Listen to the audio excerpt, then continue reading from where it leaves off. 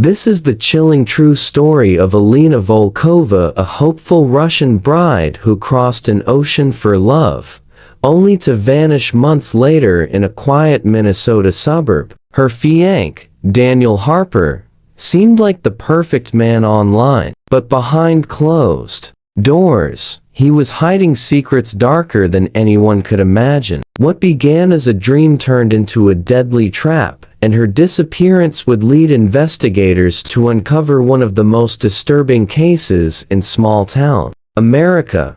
If you're passionate about real crime stories that expose the hidden truths behind everyday faces, hit that subscribe button, stay active, and support this channel. We bring you the most shocking, well-researched true crime cases every week. Don't miss the details that mainstream media leaves behind. Subscribe now, turn on notifications, and become part of our growing true crime community.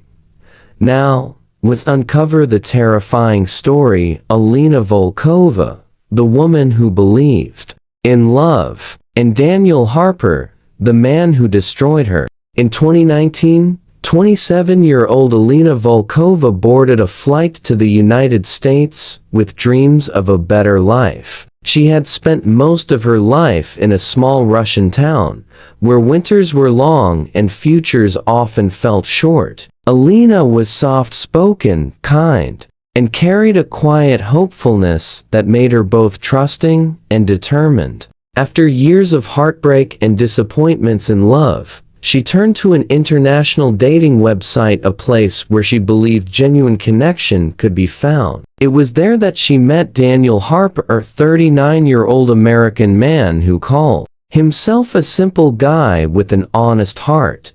Daniel painted a perfect picture of himself. He lived in a peaceful neighborhood in rural Minnesota, had a stable job in tech, and claimed he was ready to settle down with someone who shared traditional values. He told Alina he admired her grace, her sincerity, and her desire to build it off. Convinced she had finally found something real, Daniel had proposed online. He mailed her a ring and filed for a K-1 visa so she could come to the US and marry him. Alina, filled with excitement and anxiety, said goodbye to her family and boarded her first international flight. Her heart was filled with hope. She imagined a new beginning, a home filled with warmth, safety, and love. Daniel met her at the airport with flowers, smiles, and the same calm voice she had grown to trust.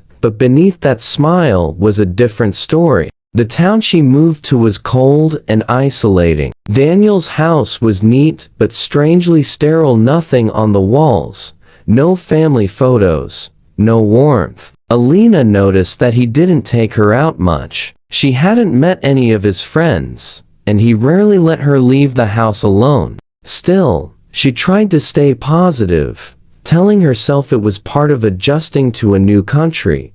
Less than 4 months after her arrival, Alina was gone. She wasn't missing, she wasn't running away, she was dead. Her body would be found buried in a shallow grave behind Daniel's property, covered with plastic and lime. Her fairy tale had ended in tragedy, and the man who had promised her forever would soon be revealed as the architect of her destruction. The story that started as a dream across the ocean would unfold into one of the most disturbing cases the quiet town had ever seen. Daniel Harper had always been a mystery to those around him. He lived alone in a modest 2-story house in a quiet Minnesota suburb, kept to himself, and worked remotely as a software developer. To the outside world, he was a harmless loner, a man who preferred solitude over social gatherings. He was polite to neighbors, but rarely stopped to chat. No one had ever seen him with a partner or even mentioned his dating life.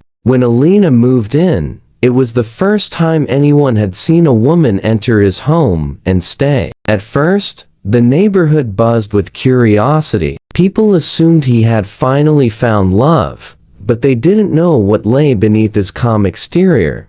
Daniel's online profile painted the image of a dependable, family-oriented man. He described himself as loyal, emotionally mature, and stable. He talked about his desire for a traditional woman, someone quiet, respectful, and devoted. But behind the soft-spoken charm and gentle words was a man with a dark and carefully hidden past. Public records showed no criminal convictions, but further investigation later revealed disturbing patterns. Years earlier, Daniel had been accused of domestic violence by a girlfriend from another state. The case never reached trial. She had disappeared, suddenly moved away, changed her number, and never looked back. Former co-workers remembered Daniel as intelligent but odd. 2 women had filed HR complaints against him for inappropriate comments and stalking behavior.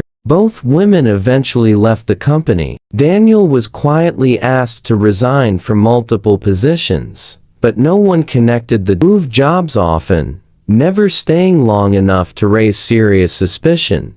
Daniel had a preference he pursued: women who had little power or protection. He gravitated toward those from other countries, especially those who were isolated and dependent. Online, he used charm and patience to earn trust. He never showed aggression in the beginning. Instead, he built a fantasy: safety, stability. Once the woman was in his life and under his roof, the control began. Alina, with no family in the US and limited English, became his next target. In private, Daniel was possessive and demanding. He didn't raise his voice, he used silence, distance, and manipulation. Alina quickly found herself living by his rules: when to eat, when to speak, when to go outside. He monitored her phone, checked her messages, and made it clear she had no one else. From the outside, nothing looked unusual, but inside those walls, Alina was slowly being erased. The man she believed would protect her had become the person she feared the most, and soon, his carefully buried secrets would begin to surface in the most tragic way. As winter settled in and the snow began to blanket the small Minnesota town, the atmosphere inside Daniel Harper's home grew heavier by the day. What had started as an exciting new chapter in Alina's life had turned into something suffocating and unrecognizable. The joy she once expressed in her messages had disappeared. She rarely smiled, spoke less, and avoided eye contact even with strangers. Neighbors noticed that she no longer accompanied Daniel on his occasional walks or grocery trips. She had become invisible. Alina's phone calls to friends and family back in Russia grew infrequent. When she did manage to reach them, her tone was dull, and her words were careful. It wasn't just the homesickness they were hearing, it was fear. She never outright said she was in danger, but those who knew her well picked up on the signals. The brightness in her voice had faded. Once, she mentioned wanting to come home, but quickly changed the subject, as if someone might be listening. Inside the house, Daniel had tightened control. He told her the outside world was dangerous, that Americans didn't trust immigrants, and that she needed to be careful. He encouraged her to stay home, claiming it was for her own good. He installed new locks on the inside of the doors and placed surveillance cameras around the house. He even began demanding that she ask permission before using her phone or laptop. Despite the fear, Alina quietly fought back in the only way she could, through writing. She began keeping a journal, which she carefully hid between the back panel of a drawer. In it, she wrote of her confusion, her anxiety, and the slow erosion of her independence. She wrote about arguments that left her in tears, about bruises she told herself were accidents, and about the growing sense that she might not be safe. One entry stood out, written just weeks before her death. "I'm starting to think he wants me to disappear, but but no one on the outside had enough to act on. Her isolation meant that even if she wanted to seek help, she didn't know where to turn. She didn't drive, had no job, and couldn't navigate the legal system. Her immigration status made her feel trapped. Reporting Daniel could jeopardize her visa. Silence became her survival strategy. Daniel, aware of how invisible she had become, grew more confident in his control. There were no witnesses, no close friends nearby, no family within thousands of miles. The perfect conditions for a predator to operate unnoticed. And as the snow continued to fall, so did the last remaining barriers between Alina's fear and the tragedy that would soon unfold. On January 6, 2020, Daniel Harper called the local police to report Alina missing. He claimed she had gone for a walk the previous evening and never returned. His voice on the call was calm, even slightly anxious, but not panicked. He told officers she often took short walks to clear her mind and must have gotten lost or wandered off. It was freezing outside, and the wooded area behind their home was thick with snow. Officers began a basic search, but without immediate signs of foul play or urgency. It was treated as a routine missing person case. Years passed.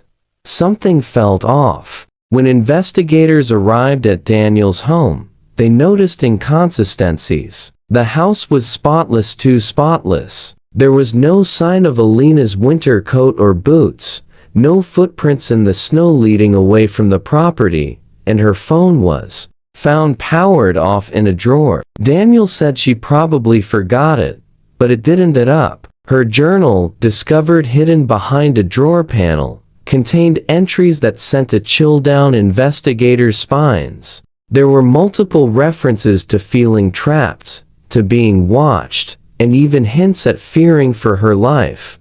Detectives widened their scope and began looking into Daniel's recent activity. Surveillance footage from a nearby hardware store showed Daniel purchasing lime, duct tape, gloves, and a shovel just 2 days before Alina was reported missing. When questioned about the items, he claimed he was doing yard work, but in the middle of a Minnesota winter, such an explanation made no sense. Search teams returned with cadaver dogs and forensic equipment. After combing through the backyard and surrounding woods, they found a disturbed patch of earth beneath a cluster of trees. Just under the snow and frozen ground, they uncovered a plastic-wrapped body with lime sprinkled on top to speed decomposition. The woman's face was unrecognizable from the damage, but dental records and jewelry confirmed it was Alina Volkova. The autopsy revealed the cause of death: blunt force trauma to the head, followed by manual strangulation. There were defensive wounds on her arms, indicating she had fought back. Bruises of various stages of healing marked her ribs and back, suggesting a pattern of long-term abuse. The fairy tale of a Russian bride finding love in America had ended in violence hidden under the cold soil of a quiet backyard. The community was stunned. Many had believed Daniel to be quiet but harmless. The reality was darker. Alina hadn't just disappeared, she had been erased, and the man responsible had calmly tried to cover his tracks with snow and lies. Daniel Harper was arrested the day after Alina's body was discovered. He didn't resist. In fact, he barely spoke. During the interrogation, he offered short, detached answers. He claimed Alina had become unstable, that she attacked him during an argument, and that he panicked. But the evidence told a different story. The careful way he wrapped her body, the chemicals used to hide the smell, and the location of the burial site all pointed to premeditation, not panic. Prosecutors built a strong case, using journal entries, store receipts, surveillance footage, and forensic evidence. Alina's handwriting became her voice from the grave, and it told a chilling story of control, fear, and ultimate betrayal. The trial began in the summer of 2021 and quickly attracted national attention. News outlets dubbed the case "The Bride in the Backyard." In court, Daniel appeared emotionless. Witnesses included forensic experts, police officers, and even an old coworker who testified about Daniel's inappropriate behavior years earlier. Friends of Alina spoke through video recordings sent from Russia, describing her as gentle, intelligent, and hopeful. The prosecution painted Daniel as a predator who specifically sought out vulnerable women and isolated them. His past behaviors, though never resulting in charges, formed a disturbing pattern that matched exactly what had happened to Alina. Daniel's defense tried to argue temporary insanity, but the calculated steps he took after the murder, cleaning, hiding, burying, and lying, undermined that claim. After a 4-week trial, the jury deliberated for less than 2 days. Daniel Harper was found guilty of first-degree murder and sentenced to life in prison without the possibility of parole. There were no tears, no reaction, just silence. A man who once promised love had instead delivered death.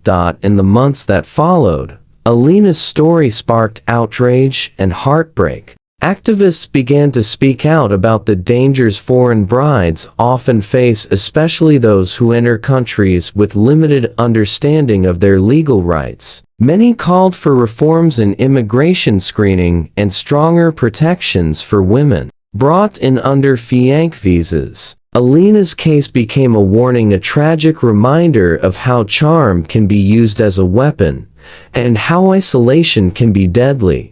A small memorial was placed in the woods where she was found. Her family, unable to travel during the trial due to visa and pandemic restrictions, held a service in her hometown. They never got to say goodbye, but they made sure her name would not be forgotten. Alina had crossed an ocean for love. Instead, she found a man whose secrets cost her everything. And now, her story stands as a haunting lesson in how darkness often hides behind the promise of romance.